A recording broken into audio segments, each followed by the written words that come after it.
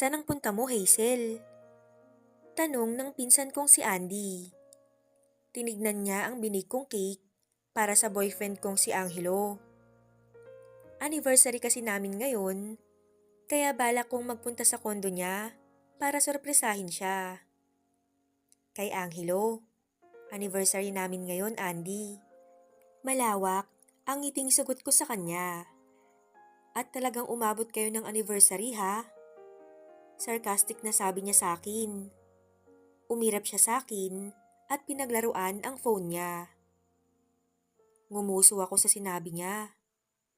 Hanggang ngayon ay ayaw niya pa rin kay Angelo para sa akin. Alam mo, Andy, mabait si Angelo. Kung kikilalanin mo pa siya, baka ikaw pa ang mismong magtulak sa akin sa kanya. Pagpapaliwanag ko kay Andy. No thanks. Basta, huwag kang tatakbo at iiyak sa akin kapag sinaktan ka niya. Tumawa ako sa sinabi niya. Hindi niya gagawin sa akin yun, Andy. Paninigurado ko. How sure are you? Mukha pa lang niya hindi na mapagkakatiwalaan. Heto na naman siya. Sa mukha na naman ni Angelo bumabase. Andy, sa ugali ka magbase, wag sa mukha. Ito ang pilit ko pa rin pinapaintindi sa kanya hanggang ngayon. Basta. Kahit gaano pa siya kagwapo, ekis pa rin siya sa akin. You see? Ikaw pa ang magsusurprise sa kanya imbis na siya. Ikaw pa ang pupunta ng kondo niya. Imbis na siya ang magpunta at magpakilala kila tita. Yes, tago ang relasyon namin ni Angelo. Walang alam sila mama at papa na may boyfriend na ako. Ang gusto kasi ni Angelo ay ako munang ipakilala niya sa parents niya pag uwi ng mga to sa Pilipinas. Kaso, hanggang ngayon ay hindi pa rin sila umuwi. Tanging kay Andy ko lang sinabi ang relasyon namin dahil siya lang ang pinagkakatiwalaan ko. Okay, kalma ka lang. Mangyayari din ang gusto mo, pero hindi pa ngayon. Inirapan niya ako sa sinabi ko. Whatever, umalis ka na nga. Irritable niyang sabi, pero tinawanan ko lang. Sumakay ako ng taxi papunta sa kondo niya. Excited ako at nakakaramdam ng kaba. Dahil ngayong gabi ay ibibigay ko na rin sa kanya ang sarili ko. Alam kong matagal niyang hinintay to. Sigurado naman ako sa kanya. At nakikita ko na ang aking sarili na kasama siya in the near future. At alam kong ganun din naman ang iniisip niya. Dito na lang po kuya. Nagbayad ako saka bumaba. Namamawis ang noo ko dahil sa kaba. Huminga ako ng malalim at naglakad papasok ng building. Nang makarating sa tamang floor kung saan ang unit ni Angelo, ay inilabas ko ang spare key ng pinto. Binigyan niya kasi ako ng susi. In case daw, na gusto kong maglagi dito sa kondo niya.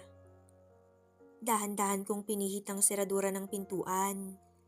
Nag-text siya sa akin kanina. Na nasa trabaho pa siya, kaya mabuti nang makapagluto muna ako ng kakainin namin. Ibinaba ko ang cake na hawak sa lamesa. Napansin ko ang isang pares ng estileto sa sahig, maging ang manipis na dress na nasa sofa. Kulay red yun. At kung ako ang magsusuot, ay iluluwa na nito ang dibdib ko. Napangiwi ako dahil sa sobrang ikli nun. Kumunot ang noo ko at kinuha. Pumasok ang maaring senaryo sa utak ko, pero agad kong pinilig ang ulo ko. Imposible namang gaguhin ako ni Angelo. Hindi ko alam kung bakit ko kinuha ang phone ko at idinaya lang number ni Angelo. Gusto ko lang sigurong makasigurado, kaya ko ginawa yun. Nanginig ang kamay ko nang mag-ring yun. Narinig ko ang tunog ng phone sa kwarto kung saan yun nanggagaling. Don't tell me, nandito na si Angelo. At nandun siya sa kanyang kwarto. Mabigat ang hakbang kong naglakad papunta sa kanyang kwarto. Bahagya yung nakabukas, kaya naririnig ko ang pagaring ng kanyang phone.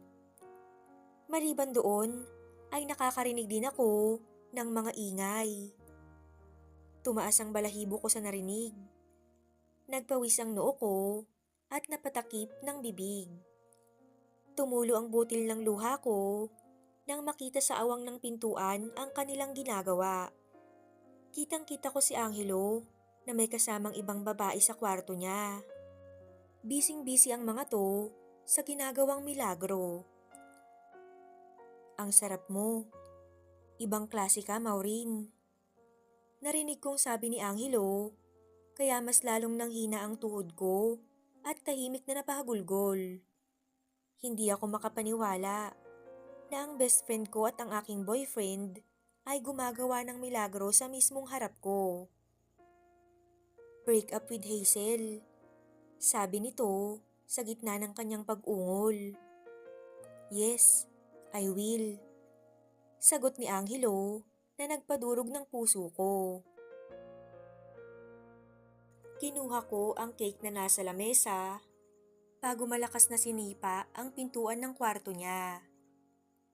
Nagulat silang dalawa sa kalabog na dulot nun. Nahinto sila sa ginagawa at gulat na tinignan ako. Surprised? Hindi niyo inaasahan na darating ako? Marahas kong pinunasan ng mga luhang nagsisitulo. Ibinaba ko ang cake at pinagmasdan silang dalawa na aligaga. Hazel. Utal na tawag ni Angelo sa pangalan ko. Mabilis pa sa 4:00 ang pagtakip ni Maureen ng kumot sa kanyang katawan. Hinalughog naman ni Angelo ang boxer sa sahig at mabilis na isinuot. Bes, tawag ni Maureen sa akin.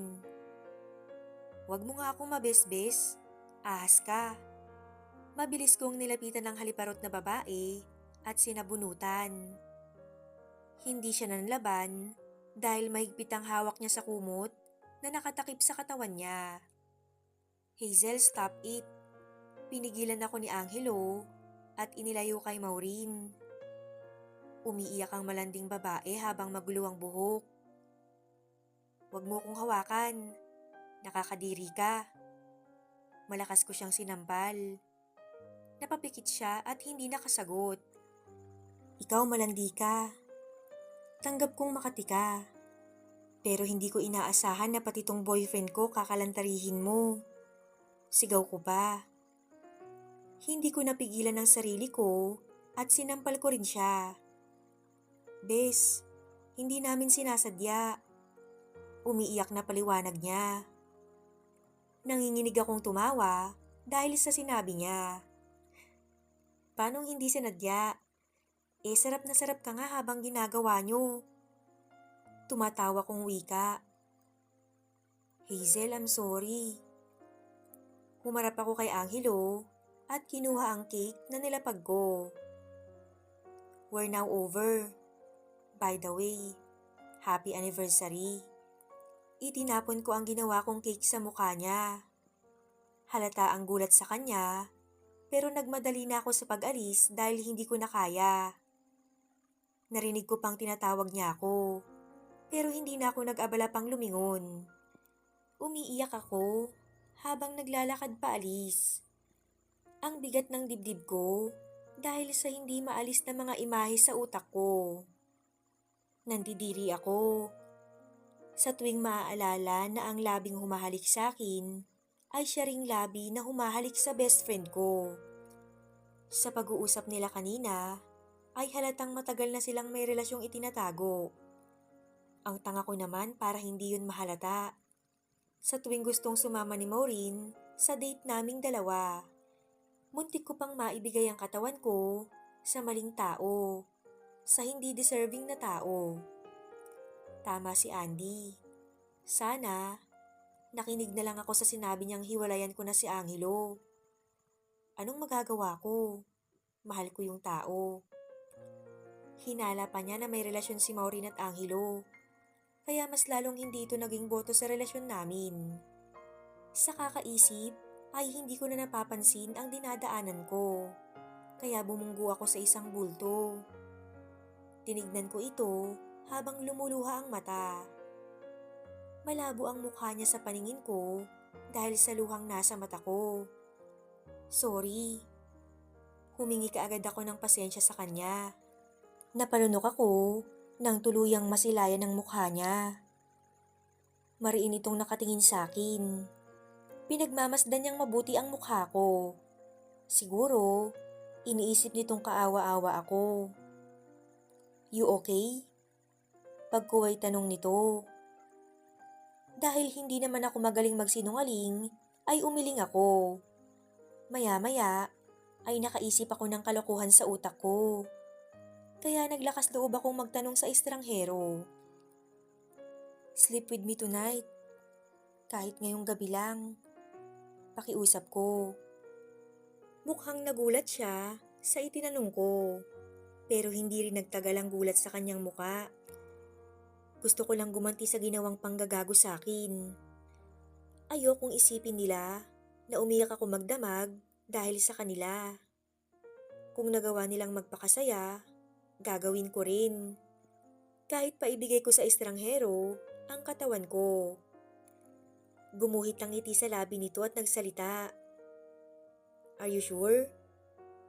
Tanong nito at nagtaas ng kilay. Tumango ako bilang sagot. Ayaw mo ba? Tanong ko pabalik. Of course not. It's my pleasure. Pumunta kami sa sasakyan niyang nakaparada. Hindi ko alam kung saan kami pupunta, pero wala naman akong nararamdamang kaba. O di kaya ay panganib sa lalaking ngayon ko lang nakita. Ako nga pala si Timothy. Ikaw? Tanong nito. Hazel. Maikli kong sagot. You look broken. Did you and your boyfriend broke up? Muli niyang tanong sa akin. Yes. Nakita ko siya sa kama kasama ang best friend ko. Kinuyom ko ang kamao ko nang maalala ang mga nangyari. Tumawa siya. Kaya gusto mo ring gawin ang ginawa nila sa hindi mo kilala. Hindi ako nakapagsalita sa sinabi niya. Paano pala kung hindi ako ang nakabunggo sa'yo? Tanong niya pa sa akin. Eh di hindi ko gagawin. Simple kong sagot. Nang nakarating kami sa condo unit ni Timothy, ay nagulat ako. Dahil pagkalak pa lamang niya ng kanyang pintuan, ay agad niya akong sinunggaban. Sa gulat ko, ay hindi agad ako nakaganti. Hindi ko alam kung anong mahikang meron siya. Dahil bigla na lang sumiklab ang init sa katawan ko dahil sa ginawa niya. Nagugustuhan ko ang pinapadama niya. Halatang eksperto siya sa ganito dahil nakalimutan ko ang lungkot at nangyari kanina. Hindi ako nagkamali sa estrangherong napili ko.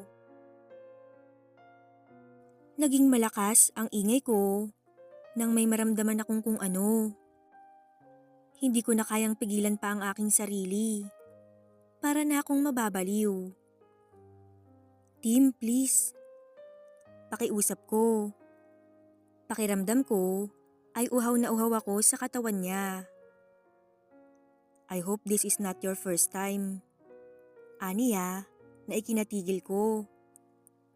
Hindi pa man din ako nakakasagot ay ginawa niya na. Napangiwi ako.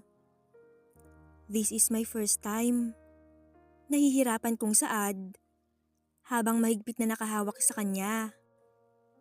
Natigil siya sa sinabi ko at mahinang napamura. Bakit hindi mo agad sinabi? Halata sa kanyang tanong ang pag-aalala at inis. I'm sorry. Masyado akong na-excite. Dagdag pa niya at pinunasan ng luhang tumulo sa mata ko. Hinalikan niya ako para doon maibaling ang atensyon ko. Sa huli ay nasanay naman na ako. Kaya halos hindi niya ako tigilan. Magdamag namin yung ginawa hanggang sa makaramdam kami ng pagod at makatulog. Nagising ako kinabukasan na masakit ang buong katawan ko lalo na ang ibabang parte. Nakayakap sa akin ang hindi pamilyar na amoy ng isang lalaki. Kumunot ang noo ko at naalalang may ginawa nga pala akong halos hindi ko akalaing magagawa ko. Nakasiksik ang kanyang ulo sa leeg ko na siyang ikinalunok ko. My gosh, daig pa niya ang ex ko. Kahit 1 taon na kami noon ay hindi man lang kami nagtabi sa kama ng ganito. Naalala ko tuloy ang nangyari kagabi. He's a cheater. Magsama sila ng best friend kong mas makati pa sa higad. Babangon na sana ako nang makarinig ng katok mula sa pintuan. Nagtulog-tulugan ako nang magising si Timothy. Ang akala ko ay tatayo na siya at pagbubuksan ng sino mang kumakatok, kaso mas lalo pa siyang sumiksik sa akin. Napalunok ako sa ginawa niya. Nang lumakas ang katok, ay saka lang siya tamad na bumangon. Narinig ko ang yabag niya paalis. Saka lang ako nagmulat ng mata at nakahinga ng malalim. Pinigilan ko kasi ang paghinga kanina dahil sa presensya niya. Bumangon ako mula sa higaan at isinuot ang mga damit. Lumapit ako sa pintuan nang makarinig ng nag-uusap. Nakarating na pala kayo ng Pilipinas, kuya. Hindi ka man lang nagsasabi. Wika ng isang boses. Nagpunta ako sa kondo mo kagabi. Kaso hindi natuloy. May mas importanteng meeting na bigla ang dumating kaya ganon. Tamad na sagot ni Timothy. Wrong timing. Bakit kasi ngayon lang kayo dumating? Ngayon nakipag-break na sa akin ng girlfriend ko. Reklamo ng isa. Kumunot ang noo ko dahil habang patagal ng patagal ang pag-uusap nila ay nagiging pamilyar ako sa isang boses na kausap ni Timothy. Tama lang yun sa'yo. Ani Tim. Tahimik kong binuksan ang pinto para sumilip. Halos atakihin ako sa puso nang makita si Angelo. Magkakilala sila. Pero teka, tama ba ang narinig ko kanina? Tinawag niyang kuya si Tim? At kaya siya nandito ngayon dahil magkapatid silang dalawa? Napasampal ako sa mukha ko. What a small world. So kaya nandoon si Tim kagabi ay balak niyang puntahan sana si Angelo. Kaso hindi natuloy dahil sa akin. Kumunot ang noo ko sa mga pinag-iisip ko. Ano naman ngayon? Kung siya nga nagawa niyang mga liwa at ang masakit doon, sa best friend ko pa. Ngayon, damhin niya ang sakit dahil mismong kuya niya ang napagbigyan ko ng sarili ko. Walang pag-aalinlangang binuksan ko ang pintuan. Nabaling kaagad ang tingin nilang dalawa sa akin. Nalaglag ang panga ni Angelo sa gulat nang makita ako. Hazel, what are you doing here? Kinakabahang tanong niya. Nagpabalik-balik ang tingin niya sa aming dalawa ni Timothy. Magkakilala kayo? Nagtatakang tanong naman ni Tim. Of course, she's my girlfriend. Pasigaw nitong sagot sa kuya niya. Excuse me? Ex-girlfriend. Paglilinaw ko. Tinatanong kita. Anong ginagawa mo dito? Sa kondo ng kuya ko. Pinagdiinan niya ang salitang kuya. Ano naman sa'yo? Hindi ba pwedeng magpakasaya rin ako? And guess what? Sa kuya mo pa pala.